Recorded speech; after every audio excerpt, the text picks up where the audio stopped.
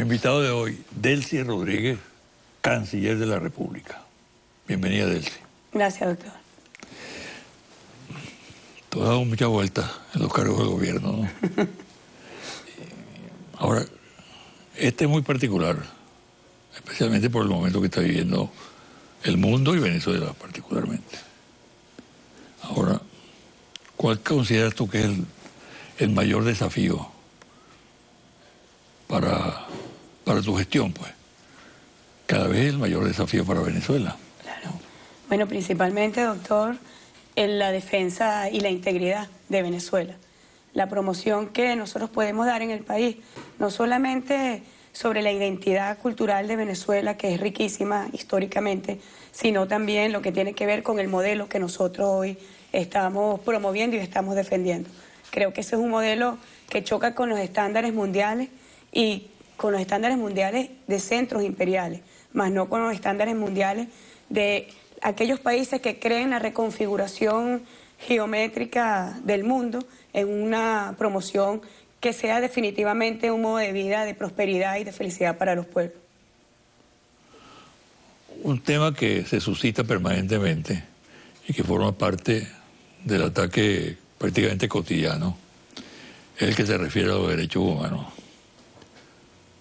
Curiosamente por lo siguiente, porque nunca se ha defendido tanto los derechos humanos en Venezuela como en el proceso bolivariano, incluso consagrados de manera muy especial en la Constitución y con reiteradas declaraciones tanto del presidente Chávez en muchas oportunidades como también del presidente Maduro.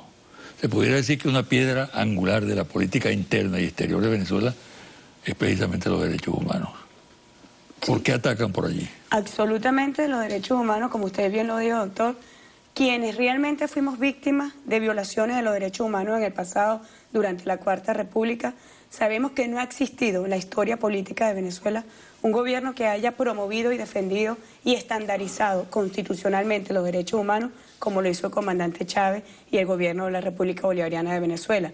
La constitucionalización de derechos y garantías fundamentales del ser humano en la Constitución, que no estaban contemplados en la Constitución de 1961. Creo que se hace un ataque de doble estándar, de doble moral, por llamarlo de alguna manera, ¿no? Centros imperiales, como usted bien sabe, los Estados Unidos, donde la violación de los derechos humanos es una política de Estado, donde los ataques contra personas afrodescendientes, grupos étnicos, son una política de Estado. Cuando nosotros observamos las estadísticas allá, yo voy a referirme, por ejemplo, a un caso que realmente es escandaloso. Como usted bien sabe, los Estados Unidos de Norteamérica no suscribieron la Convención de los Derechos del Niño. Es una cosa realmente que debe llamar al mundo entero al escándalo, es una cosa terrible. Pero la pregunta de fondo es ¿por qué no se ha suscrito esa Convención de los Derechos del Niño? Aquí yo le traje, esto es una de las razones, por ejemplo. Para los que no lo saben, en los Estados Unidos el trabajo infantil se realiza en condiciones de esclavitud. Niños que trabajan más de 50 horas a la semana sin remuneración alguna. Tenemos cifras también escandalosas. Más de 100.000 niños inmigrantes y afroamericanos trabajan en condiciones de precariedad. Es decir, está como una política de Estado la esclavitud de niños.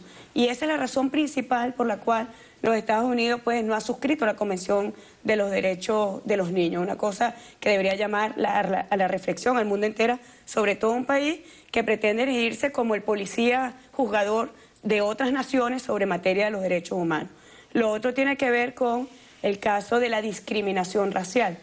Recientemente veíamos incluso la declaración del director del FBI, no estamos hablando de un círculo bolivariano, estamos hablando del director del FBI diciendo que en los Estados Unidos hay una política marcada de discriminación racial. Hemos visto casos realmente escandalosos. Yo traje por aquí unos ejemplos de jóvenes afroamericanos que han sido golpeados, que han sido asesinados y por cuerpos policiales, por cierto, y ninguno de estos policías estadísticamente ha sido condenado. Hace 2 días el Departamento de Justicia, por cierto, absolvió al asesino de un policía comunal, al asesino de un joven de 17 años de descendencia afroamericana. Pero cuando nos vamos al tema de la comunidad penitenciaria, es aún más escandaloso.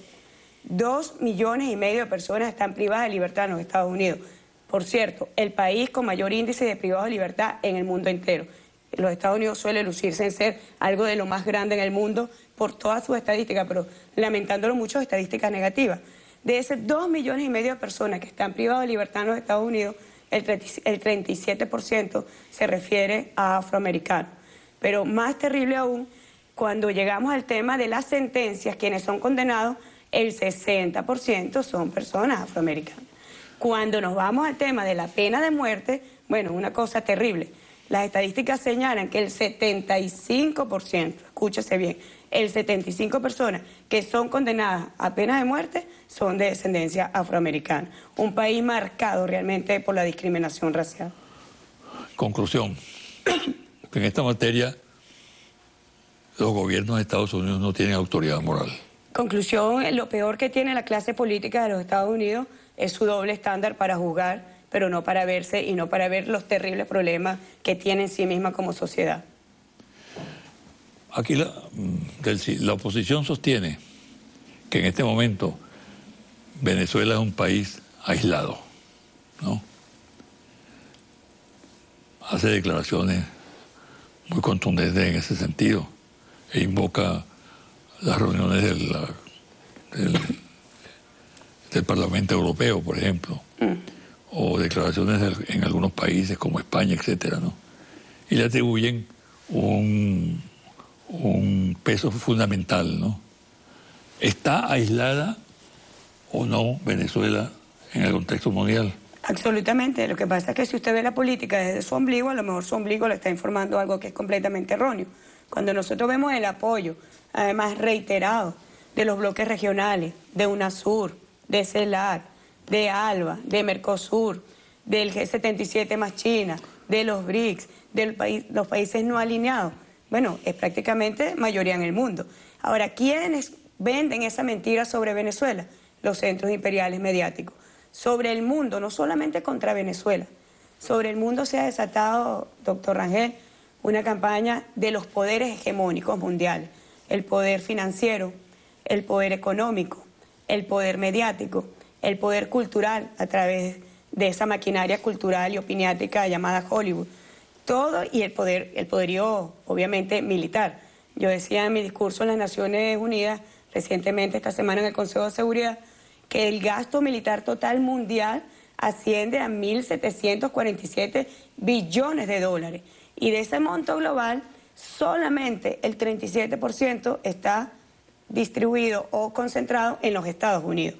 De tal forma que todos estos poderes se han alineado no solamente contra Venezuela, que sabemos que hay una arremetida tremenda y después yo lo voy a mostrar en números, sino contra el mundo entero. Porque bajo excusa o bajo teatro, vamos a llamarlo hollywoodense, como también se reveló recientemente en una noticia donde decía, también por cierto por el FBI, que habían encontrado un estudio en Hollywood donde se grababan escenas de estas atrocidades que está cometiendo el grupo terrorista en el Medio Oriente. Bueno, desde esa hegemonía de intereses imperiales se venden terriblemente mentiras sobre Venezuela. Ahora, en un país que está siendo objeto de una agresión permanente, sistemática, ¿no? Una guerra permanente. A diario, ¿no?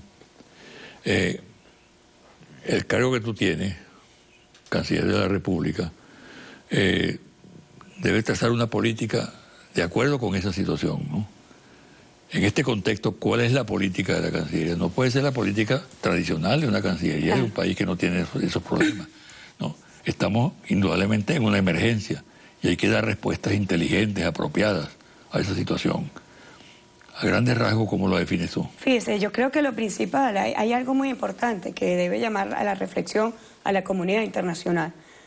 Este año se cumplen el 70 aniversario de la vigencia de las Naciones Unidas. La pregunta es si esa normativa internacional, si esos propósitos y principios están aún vigentes. Y es allí donde yo creo que Venezuela tiene que jugar un papel en la defensa de esa multilateralidad, de esa institucionalidad jurídica, porque existen principios, existe el derecho internacional público del cual nosotros tenemos que aferrarnos. Cada vez que sucede una acción unilateral de estas potencias imperiales o de los Estados Unidos, cada vez que ocurre una acción unilateral, se está negando la vigencia de las Naciones Unidas. ¿Con qué continuidad esa agresión? ¿En qué forma Es viene permanente. creciendo? Nosotros hoy... ¿Tienes alguna estadística sobre Bueno, eso? por supuesto, fíjese. El año pasado, en el año 2014, nosotros clasificamos declaraciones injerencistas de los Estados Unidos sobre Venezuela. Solamente sobre Venezuela, son vocerías oficiales. El año pasado tuvimos 103 declaraciones injerencistas.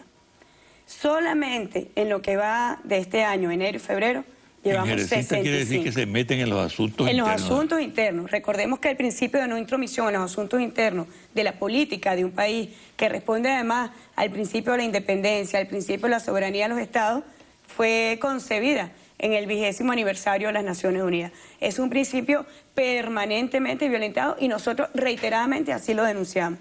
Creo que nosotros tenemos una legalidad a la cual defender y con la cual basarnos para la defensa de nuestra patria. En esa situación, realmente tenemos la estructura de la Cancillería apropiada para esa emergencia. Yo pienso que nosotros, en la coyuntura actual, vamos hacia un proceso de reforzamiento institucional. Y un reforzamiento institucional, como lo ha dicho el presidente Maduro, nosotros propugnamos una diplomacia de paz. La diplomacia bolivariana tiene que ser la esencia, la diplomacia de la paz. Nuestra posición, por ejemplo, como miembro no permanente del Consejo de Seguridad de las Naciones Unidas, es una política de paz. Nosotros abogamos por la solución pacífica de los conflictos en el mundo. Está demostrado, doctor, que todas las acciones que se han emprendido, bien sea ataques preventivos o bien sea ocupaciones, invasiones militares, para combatir el terrorismo en el mundo, ha generado más terrorismo. Eso está señalado así en las estadísticas. El número de muertos supera incluso el número de muertos provocados directamente por el terrorismo. De tal forma que usted me pregunta sobre la institucionalidad de la Cancillería venezolana. Yo creo que el comandante Chávez nos dejó unos anillos de protección muy importantes, que son nuestros anillos regionales, que es UNASUR, que es la CELAC, que es el ALBA, y que en última instancia constituye la diplomacia bolivariana de paz. Vamos a hacer una pausa, ¿no? Y al regresar, quiero que toquemos algunos temas que se ventilaron o que se plantearon con motivo del 70 aniversario de Naciones Unidas, donde tú tuviste una participación muy importante como la persona que en el Consejo de Seguridad representa a Venezuela, ¿no? Al regresar de la pausa vamos a tratar esos temas.